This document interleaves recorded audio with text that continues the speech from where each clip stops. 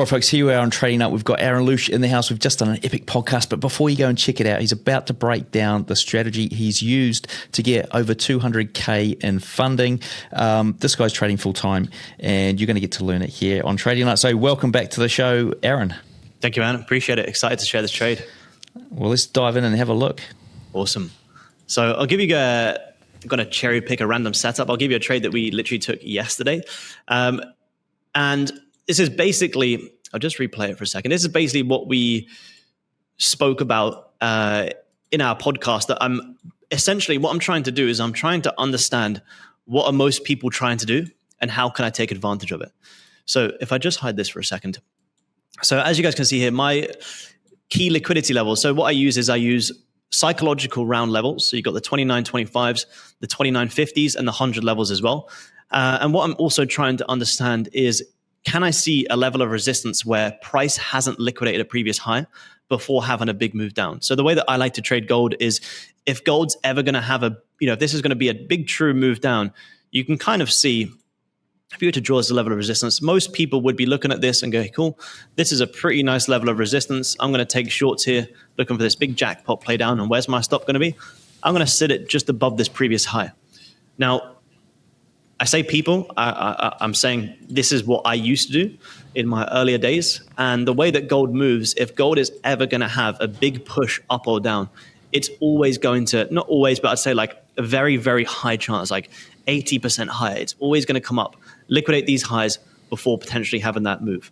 So again, what even just 2 years ago, what I used to do is wait for price to get up here, liquidate these highs, and then try and jump in these shorts. However, now that I'm kind of trying to trade a lot more neutral, and I'm trying to understand what are most people trying to do and how can I actually trade into that.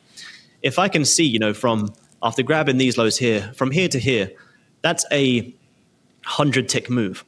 Well, do I want to sit on my hands, miss a 100 tick move, wait for price to get up here and then try and short? Not really. I want to be trying to trade into that. So even here, it's very, very minor. But you can see here, even on gold, this high never re-grab these highs. Even if gold's going to have a big move down here, you reject, you re-grab the highs, and then you push down. You reject, you never re-grab the highs, and then you push down, whereas gold is likely going to do this. So my two liquidity levels on this trade just taken yesterday were this level down here, which I didn't really get a short opportunity into. However, once it does start grabbing these lows, cool, I have very, very nice targets here. And the biggest thing for me is I would try and trade a lot of trades where I would, try and buy from here, put my stop here, and price would keep just pushing down. Gold is not the instrument that you kind of want to try and call the bottom on, because it can just keep pushing. It can give you false signs that we're going to push up, and it can just keep pushing down. So what I kind of try and do is I can kind of see here, this is a nice level of resistance. See nice resistance here, big resistance. So does it make any sense for me to start buying gold when we're below this level of resistance? Not really. So therefore, I try and be extremely neutral, and I go, if I want price to go up here, that's fine. I can think that's going to happen. But what I'm not going to do is start trading off what I think. Hey, start trading Forex, indices, and commodities with up to 800K of Blue Guardian's capital risk-free. Just pay a small one-time fee to take the challenge, hit a profit target, and get funded. Then keep up to 90% of your profits and enjoy fast weekly payouts. Now, for futures traders, Blue Guardian Futures offers up to 450K in funding with 100% profit on your first 15K. With low targets, no activation fees, and unlimited resets, it's one of the best deals in the industry. Visit blueguardian.com or blueguardianfutures.com to start trading today and grab their limited time discount code. However, once the markets start showing me that what I'm thinking is correct, fantastic. Now I'll start executing. So as we can kind of see here, this was around 11 a.m. London time yesterday. We came down, we liquidated these lows. We broke back above a major level, which you can kind of even call it here if you wanted to, here or here. Doesn't really matter. The fact is you've engulfed above the previous, and to me that's a nice fake out confirmation, and I have clear targets. Now, if I didn't have liquidity sitting up here and I didn't know that gold needed to grab these highs, would I start buying from here?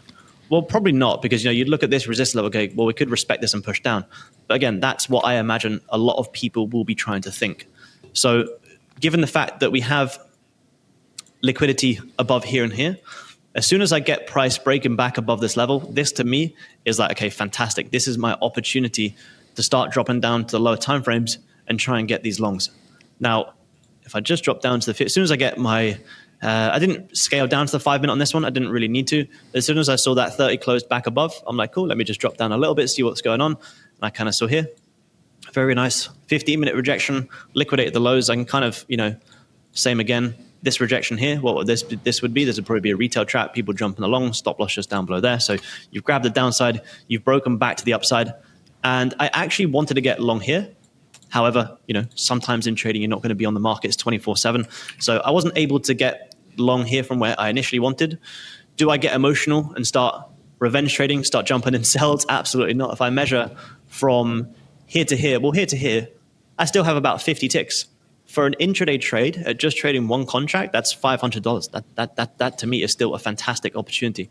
So what I kind of did is I brought my level here, just this resistance, nice resistance here, broke above resistance, nice support.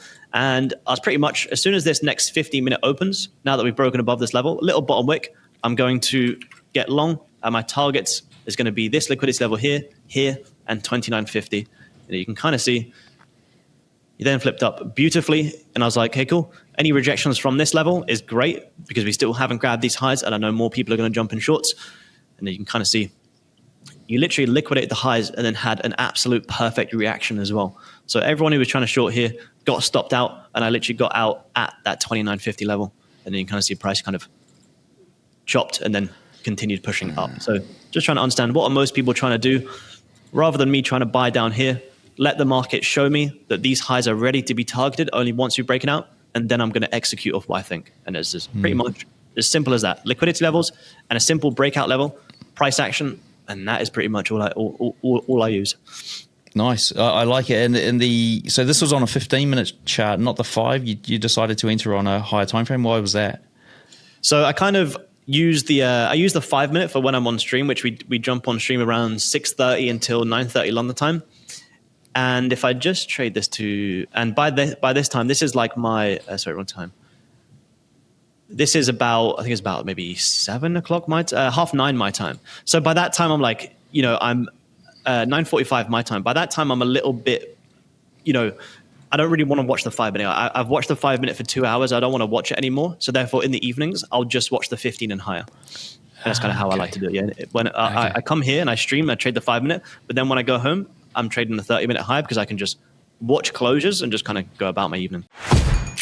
Hey folks, what a view behind me. I'm at Black Bull Markets headquarters here in Auckland, New Zealand. Speaking of views, you can get TradingView paid plans for free at Black Bull Markets, saving you up to $600 a year. That's right, get either the Essential, Plus or Premium plans absolutely free, and all you need to do is trade from one lot a month at Black Bull Markets. And you can also get a 100% deposit bonus for your first deposit up to $1,000. All you need to do is click the Trading Nut link in the description below. Now, have you got another example of maybe a short trade you would have taken on gold, which...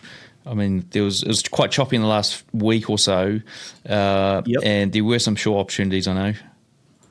So we got short on Friday, actually, and then this is kind of, if I just clean up all this, and if we go back, and this is the first time that I had sold gold in literally to start the year, because gold has been so bullish that I've just been, we've been buying this the whole way up. However, for the first time in...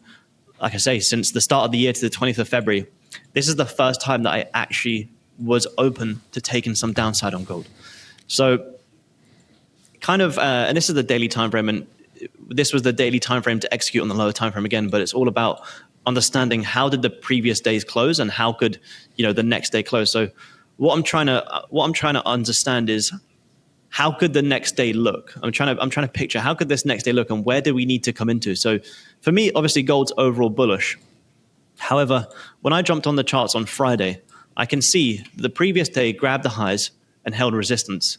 However, we haven't grabbed the lows. And if gold's exactly the same as, the lower time frame, if gold's ever going to have the next big move up, it's going to come down, it's going to liquidate daily lows, and then it's going to move. It's going to come down, liquidate daily lows, and then it's going to move. So you can kind of see here, you have 2 equal lows on gold. And I'm like, even if gold's going to, reach to all-time highs today, where could we bottom wick into? I personally believe we could bottom wick into, it's a terrible candle, but I believe we could bottom wick into these levels, liquidate these lows, hold this 29.25 one more time before potentially seeing this push up. So by understanding that, and by understanding, I don't just start shorting all-time highs for no reason. I start shorting all-time highs when the markets have shown me resistance is being held and we have liquidity below. And that's the only time that I'll ever consider taking sells on gold. So if we start dropping down to the lower time frame, even let's go down, let's get rid of these, go down a little bit lower. If I just delete my level. If we go down to the hourly, what I kind of saw, so this is my, again, this is my, I just clean this up a little bit, and I keep it super simple. Like all I really need is a liquidity level and a breakout level. But this one was because it was shorting all-time highs, I just wanted to see a little bit more confirmation, because obviously shorting all-time highs weighs more risk. However, what I kind of saw here is, you kind of see here, you got 1, 2, 3 equal lows that respected each other, which, as I said, like, if gold's going to have the next big move up, it's at least, going to come down and grab these lows. So I have liquidity sitting here and below these 2 previous daily lows. And kind of what I was seeing is kind of also have a very nice head and shoulders forming up here as well.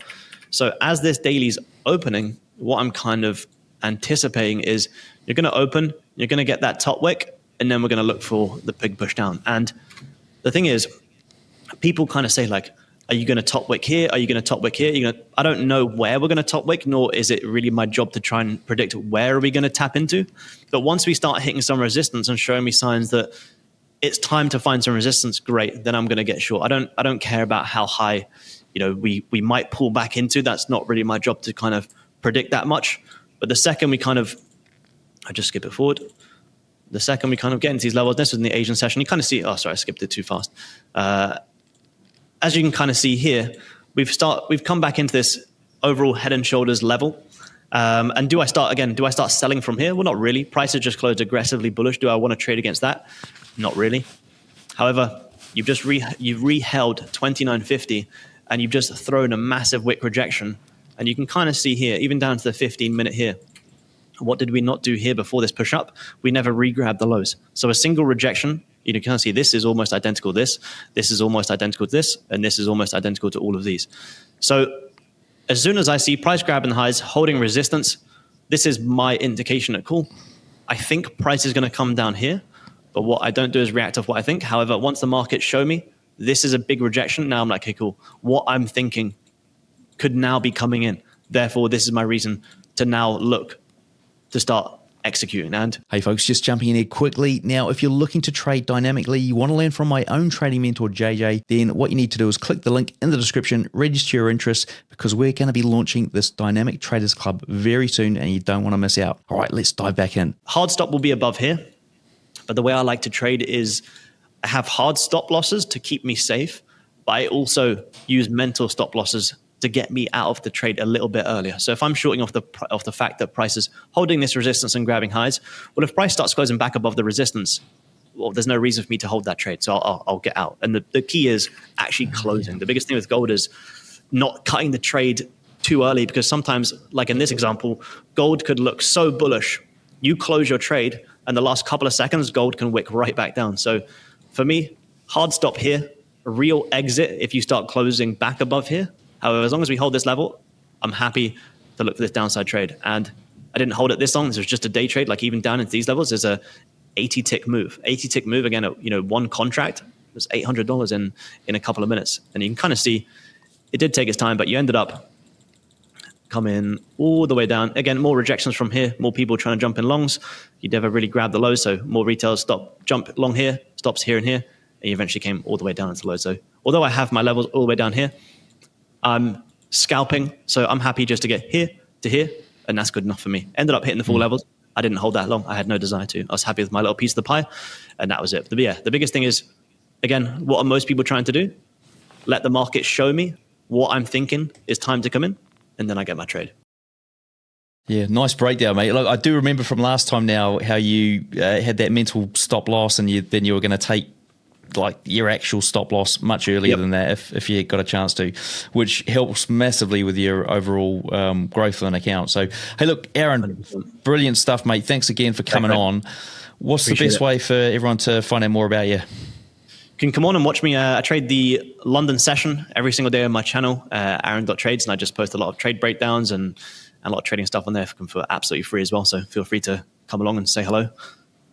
Brilliant, folks. What we'll do is hook that link up underneath the show notes. In the show notes underneath the video here. Whilst you're down there, hit subscribe, like, and that notifications bell, and we'll see you in the next one.